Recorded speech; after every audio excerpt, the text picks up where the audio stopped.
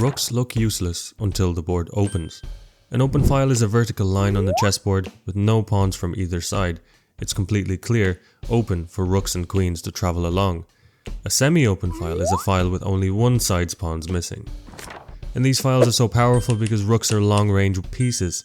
They need open air. They're prisoners behind their own pawns, and once a file opens, a rook controls the entire line, slicing across the board.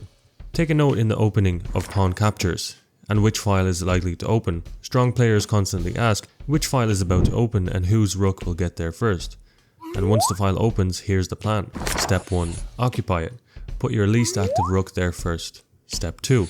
Double your rooks. 1 supports and 1 invades. Step 3. Invade. The dream is to reach the 7th rank. And if your opponent gets the file first, contest it. Put your rook on the same file, build tension, and oftentimes these rooks stare at each other. Some common mistakes.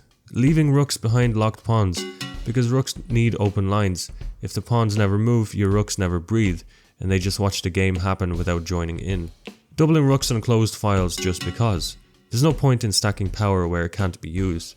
Always double with a purpose on a file that can open soon. And trading your active rook when you already control the file.